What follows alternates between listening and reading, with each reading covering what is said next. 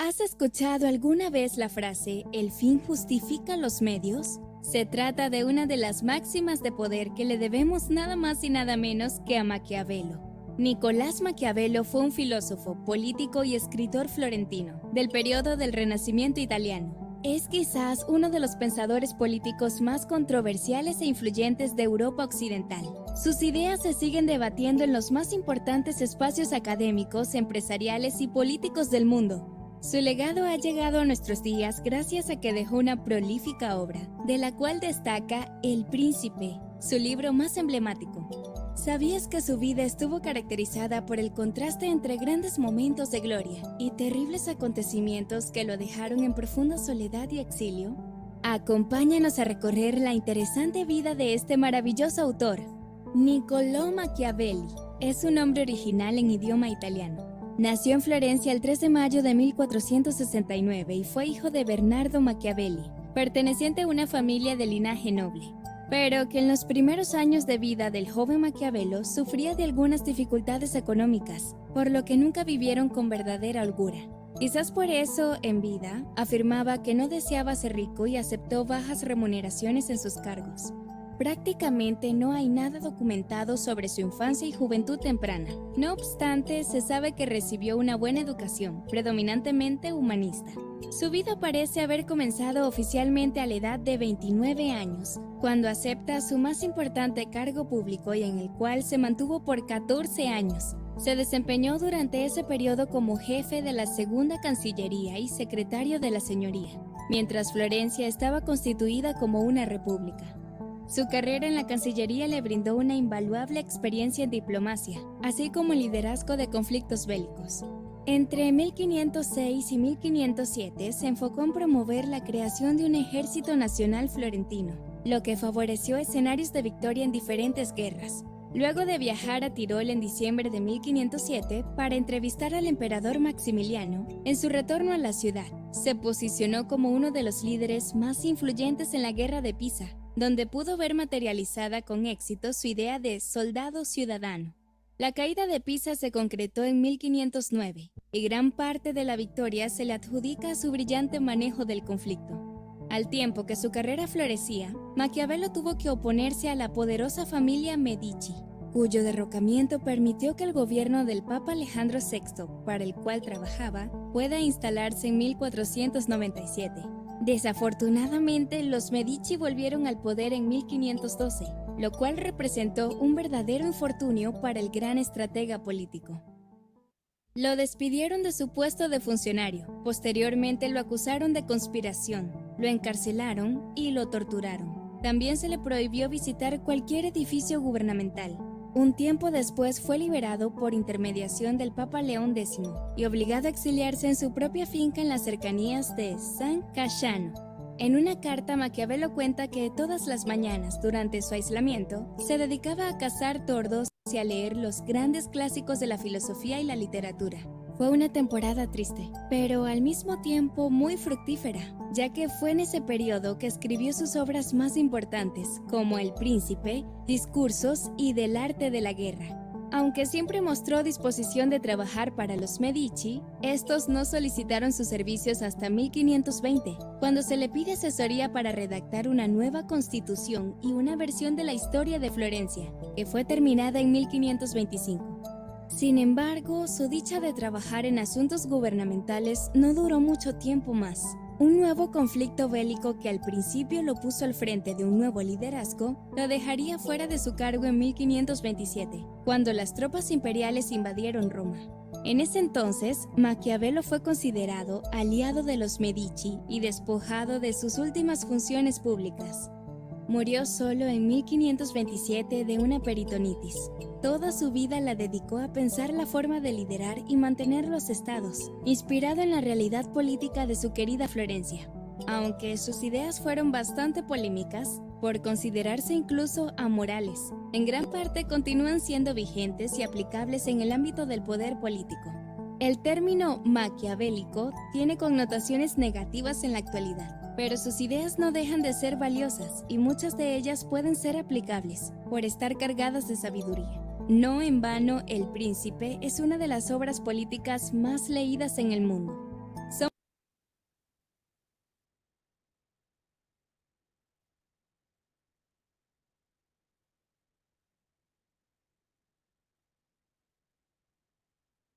Jean-Paul Sartre fue un célebre filósofo, escritor, crítico literario y activista político francés, quien a pesar de haberse opuesto a la ocupación alemana durante la Segunda Guerra Mundial, logró salir ileso de esa situación. De alguna manera su pensamiento filosófico era respetado o pasado por alto debido a la ignorancia respecto a temas filosóficos por parte de las instancias de poder. Afortunadamente sus libros no fueron censurados y aún hoy son importantes referentes en la filosofía, la política y la literatura. Veamos algunos datos curiosos sobre su vida. Nació en París en el año 1905. Su padre murió cuando él apenas tenía 1 año de nacido, por lo que quedó bajo el cuidado de su madre y abuelos. Su abuelo materno tuvo una gran influencia en él como lector prematuro, ya que contaba con una biblioteca gracias a la cual desde muy joven Sartre leyó los clásicos de la literatura francesa. En 1924 comenzó sus estudios universitarios en la Escuela Normal Superior de París, donde conoció a su compañera de vida, Simone de Beauvoir, con la que tuvo una relación controvertida debido a que ninguno de los dos se ponía restricciones para tener intimidad con otras personas. Era una relación abierta, pero que perduró hasta el día de su muerte. Sartre sentía mucho respeto por ella, tanto en lo afectivo como en lo intelectual. Ninguno de sus trabajos eran publicados si no pasaban por la lectura y crítica de Simone. En 1939, cuando estalla la Segunda Guerra Mundial, Sartre sirvió como meteorólogo en el ejército francés y fue hecho prisionero en 1940. Allí se dedicaba a escribir y leer. De hecho, profundizó en la filosofía de Heidegger, que posteriormente sería la mayor influencia de su obra. Se dice que para que su estadía fuera más llevadera, escribió su primera obra de teatro sobre la Navidad y se la leyó a algunos sacerdotes que eran también prisioneros. A pesar de ser ateo, Sartre tuvo este gesto para hacer de su tiempo en prisión más soportable. En 1941 fue liberado debido a sus problemas de visión, aunque algunos biógrafos aseguran que en una visita al oftalmólogo, Sartre aprovechó para escapar. Lo cierto es que volvió a París y allí tuvo que vivir situaciones complejas, como la mayoría de las personas. La escasez de alimentos y la sumisión de la gente común le indignaba. Se cree que en ese entonces tenía una alimentación basada en conejos que le enviaba un amigo. Sin embargo, la mayoría llegaban en estado de putrefacción y en ocasiones no podía comerlos debido a la excesiva presencia de gusanos. Sus primeros años de producción literaria estuvieron fuertemente marcados por el existencialismo. Para él la existencia precedía a la esencia, es decir, lo único que el hombre no puede escoger o decidir es su existencia, la cual le viene dada. Sin embargo, a medida que crece va haciéndose a sí mismo y creando su propia esencia. Esta es la base fundamental de su obra El ser y la nada, publicada en 1943. En 1945, funda junto con Simone de Beauvoir y otros intelectuales la revista Tiempos Modernos, un bastión literario y filosófico para la izquierda francesa en ese momento. También durante la ocupación alemana conformó el grupo clandestino Socialismo y Libertad, donde sus ideas no fueron totalmente aceptadas por el resto de integrantes y sufrió una gran decepción. Posteriormente, su acercamiento al comunismo y marxismo fue más intenso y esto también marcó gran parte de su obra. Sus nexos con la Revolución China y Cubana le hizo simpatizar con figuras como Mao Zedong y el Che Guevara, así como a defender las ideas del materialismo dialéctico y la racionalidad. Para Sartre, durante esa época, los hombres estaban condenados a la libertad, pues sin importar sus circunstancias tenían la responsabilidad sobre sí mismos y podían siempre forjar su destino. La idea de que un hombre adulto se escudara detrás de traumas de la infancia para justificar sus malas decisiones actuales le parecía totalmente irracional e inmaduro, por lo que no comulgaba con la teoría del inconsciente de Freud. Lo que no se puede negar es que la filosofía original de Sartre tuvo un gran impacto durante el siglo XX y aún hoy. Para algunos fue muy incómoda, pues tocaba temas como el de la libertad que generaba cierto rechazo, tanto en las clases altas como en las bajas. No obstante, son muchos los que valoran su obra y se han encargado de mantenerla viva. Sartre murió en 1980, a los 74 años de edad. Su salud se venía deteriorando hacía tiempo y desde algunos años atrás ya no podía ver, por lo que su afición a la lectura y escritura se vio coartada. ¿Qué te pareció la vida de esta gran figura del mundo de las letras y la filosofía? Esperamos que hayas disfrutado este video y anímate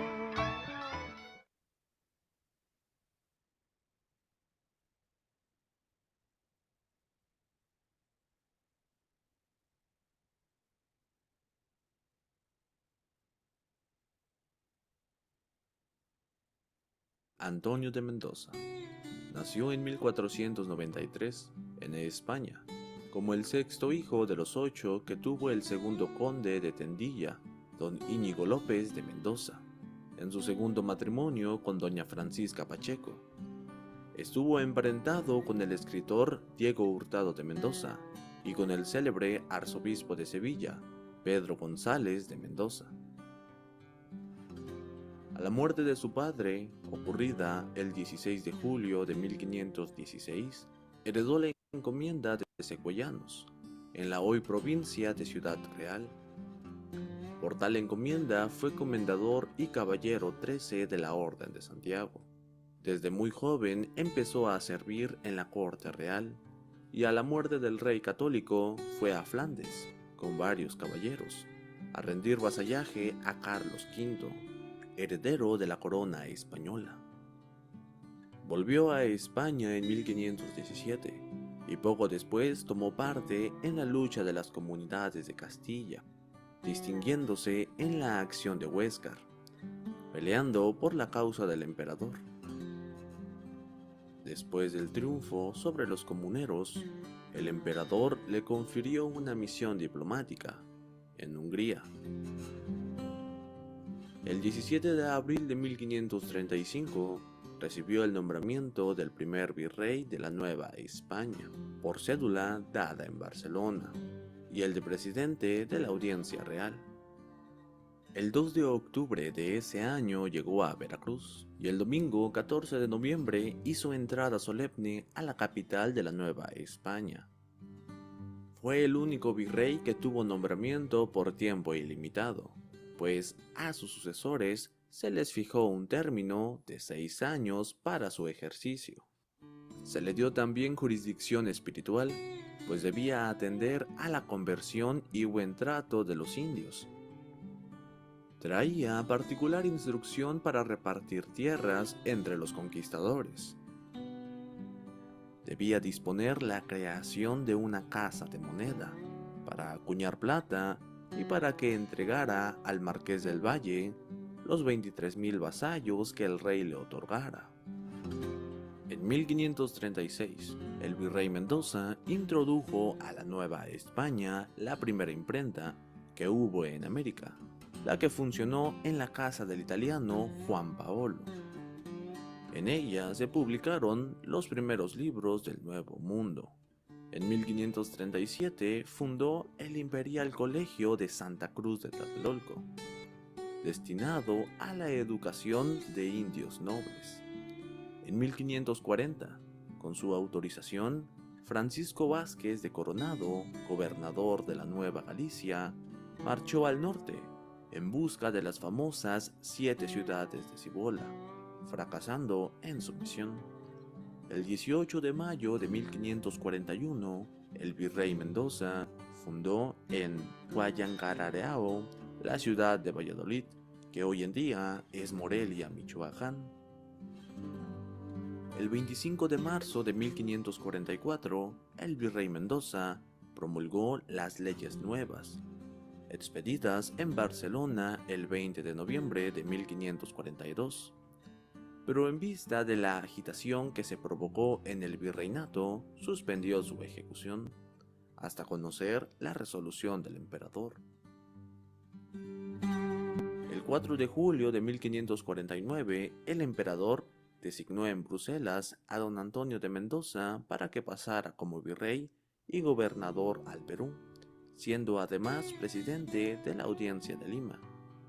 Por ello, hizo entrega del mando en el virreinato de la Nueva España a su sucesor en el mes de noviembre de 1550, y a mediados de enero del año siguiente salió, por el puerto de Huatulco, hacia el Perú. Sin embargo, no duraría mucho en su nuevo puesto, pues el jueves 21 de julio de 1552 murió en Lima don Antonio de Mendoza, siendo sepultado su cuerpo junto al del conquistador máximo de ese país, Francisco Pizarro. Y bueno,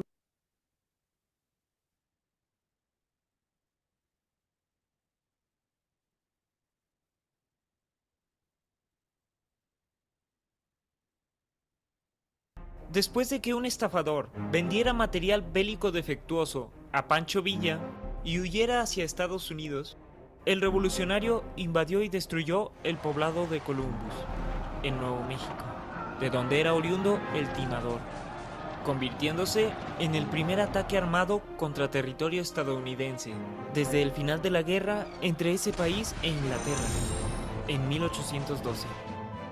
El gobierno norteamericano reaccionó inmediatamente y desplegó a su ejército en el norte de México para dar caza a Villa. El presidente mexicano, Venustiano Carranza, al ser informado de la situación, prohibió que los estadounidenses avanzaran en cualquier otra dirección que no fuera el norte, de vuelta hacia su país. Para evitar un conflicto armado, se mandaron telegramas a los generales estadounidenses responsables de la invasión a México, advirtiendo que de seguir avanzando, el ejército mexicano iniciaría una defensa armada. Uno de esos generales, John Pershing, subestimó el telegrama y ordenó a sus hombres seguir adelante.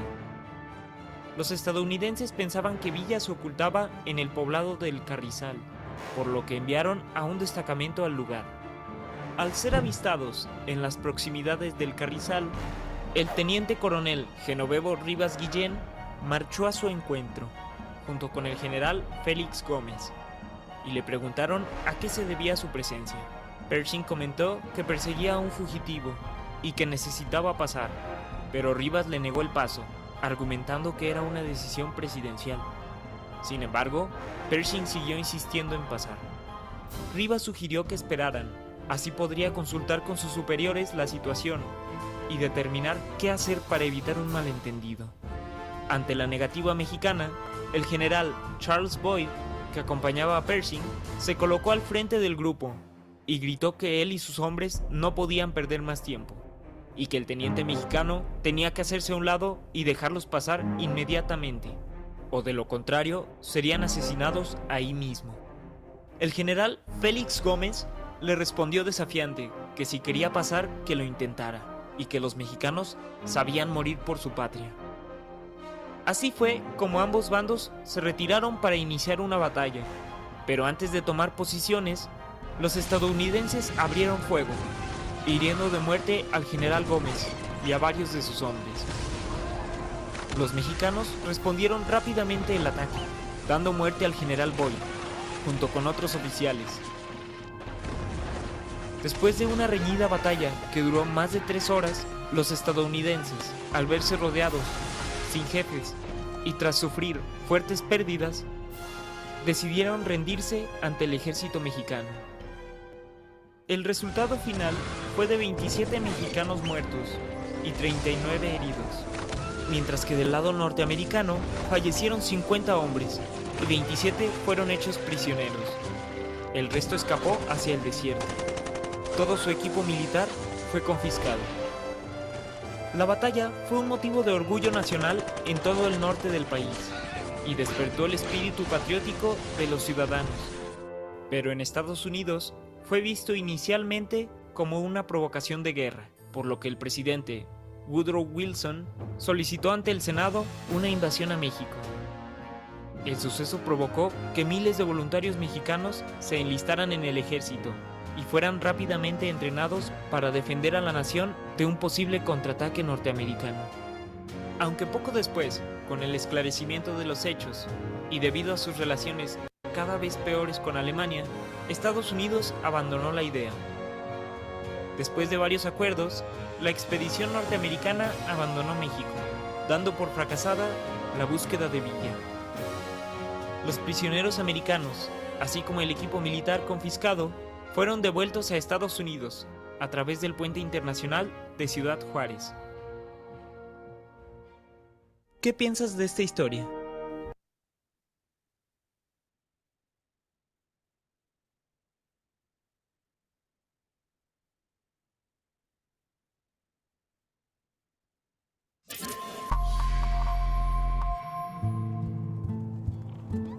Los bandidos de Río Frío, de Manuel Paine, es por excelencia la gran novela de costumbres del siglo XIX mexicano. Paino fue un escritor que se desempeñó también como diplomático, político, docente y periodista. 21 de junio, aniversario del natalicio de Manuel Paino.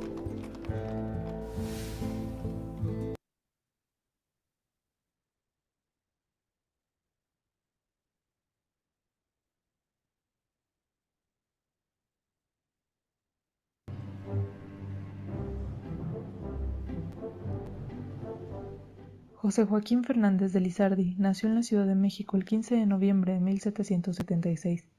Perteneciente a la clase media, pasó su infancia en el pueblo de Tepoztlán, lugar donde su padre desempeñó el cargo de médico a cambio de una paga miserable. Durante sus años de juventud estudió gramática latina, filosofía y teología, mas nunca concluyó sus estudios universitarios.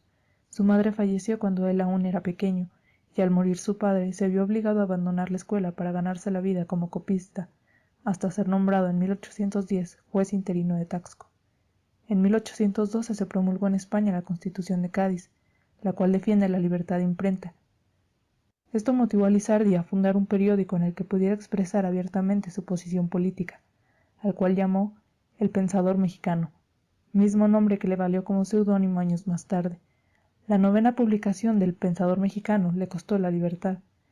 Envió al virrey un ejemplar donde lo felicitaba por su cumpleaños, pero a esta felicitación siguió una crítica a su gobierno y la solicitud para revocar el bando del 25 de junio, mismo que privaba de fuero a los eclesiásticos insurgentes. Como consecuencia, se suspendió la libertad de imprenta y Lizardi fue enviado a la cárcel en diciembre de 1813. Ahí permaneció por 7 meses hasta llegar a un acuerdo con las autoridades virreinales. Una vez en libertad, Lizardi continuó su labor periodística, pero el tono de sus publicaciones fue diferente. Algunos insurgentes lo acusaron de adular al virrey. Aunque intentó continuar la crítica en otros periódicos, estos no prosperaron debido a la censura. Sin embargo, encontró en la novela picaresca el medio perfecto para evadirla. En 1816 publicó los primeros tomos de su obra más conocida, El Periquillo Sarmiento, considerada la primera novela latinoamericana. Esta y sus otras obras, La educación de las mujeres o La Quijotita y su prima, Noches tristes y Día alegre, Vida y hechos del famoso caballero don Catrín de la Fachenda, todas ellas guardan una disimulada crítica a la sociedad mexicana de su tiempo. Fernández de Lizardi muere de tuberculosis el 21 de junio de 1827.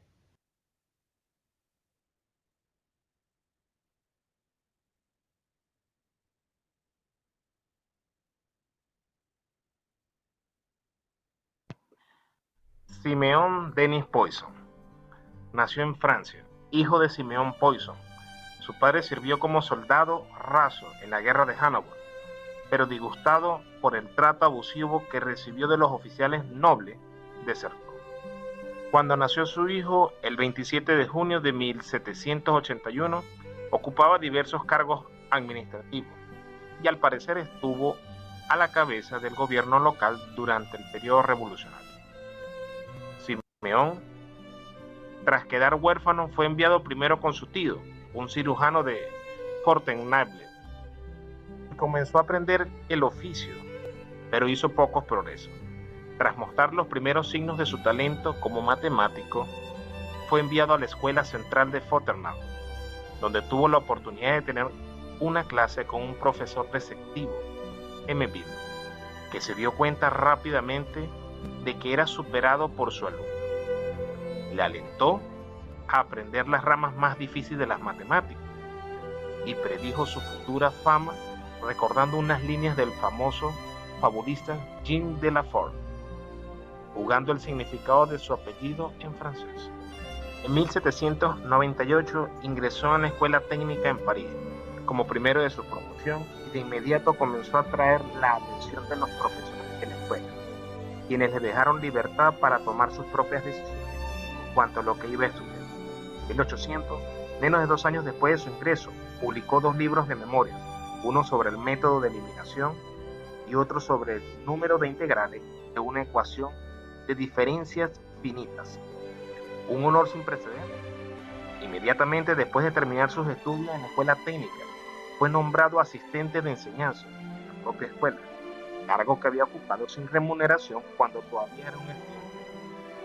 En 1808 se convirtió en astrónomo del Barrow de longitudes, y cuando la Facultad de Ciencias de París fue instituido en 1809, fue nombrado profesor de mecánica racional. Posteriormente pasó a ser miembro del instituto en 1812, examinando la escuela militar. En 1815, de las graduaciones en la escuela politécnica. 1816, consejero de la universidad. 1820, geómetra del Bureau de longitudes, sucediendo a Pierre Simon de Placet en 1825. En 1817 se casó con Nancy de Bardi. Con ella tuvo 4 hijos. Fue nombrado barón en 1821, pero no tuvo el diploma ni su uso del título, sino hasta marzo de 1818. Fue elegido miembro en la Royal Sociedad en 1823, miembro extranjero de la Real Academia Sueca de Ciencias.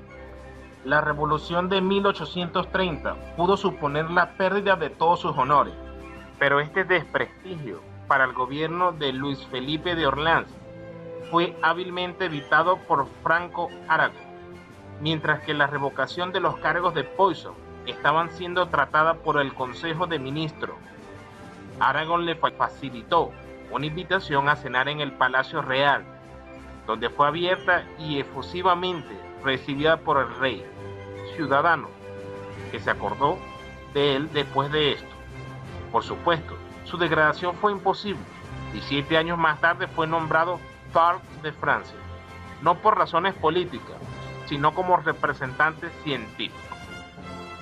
Como profesor de matemática, se dice que Poisson, que tuvo un éxito extraordinario, como era de esperar tras su temprano desempeño como tutor en la Escuela Politécnica de Francia, como trabajador científico.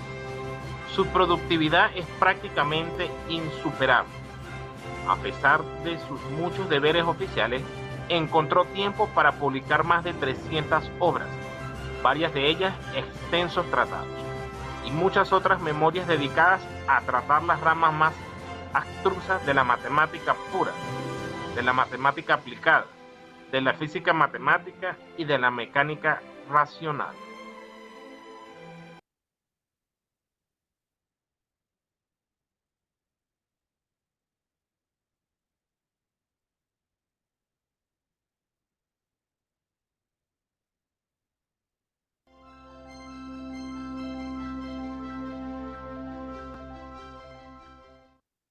Hace 172 años, una estadounidense de la que apenas sabemos nada escribía lo siguiente. La naturaleza de mi invención consiste en construir un tubo con una lámpara unida a uno de sus extremos para sumergirlo en el agua e iluminar los objetos que contiene, y un telescopio para ver dichos objetos y hacer exámenes bajo el agua. Era el 16 de abril del año 1845, cuando Sarah Mater había inventado el periscopio submarino. Aunque su patente fue clave en la historia de la navegación submarina, apenas conocemos datos sobre la vida de Mater. En el registro de su investigación, la propia Mater explicaba la utilidad de su artilugio. La lámpara y el telescopio se pueden usar para diversos fines, tales como el examen de los cascos de los buques, para examinar o descubrir los objetos bajo el agua, para la pesca, la voladura de rocas para despejar los canales y otros usos. Durante la Guerra Civil, su invención también fue útil para detectar la actividad subacuática confederada. Más allá del ámbito militar, los periscopios siguen siendo utilizados para observar buques y aviones y así facilitar la navegación marítima y aérea, para realizar investigaciones e incluso en el ámbito de la publicidad, cuando se quieren conseguir determinadas imágenes en actos multitudinarios o simplemente difíciles de obtener. Paradójicamente, hasta 2011, a las mujeres estadounidenses no se les permitió servir en submarinos, a pesar de que fue una de ellas la que contribuyó a la modernización de los mismos con este invento.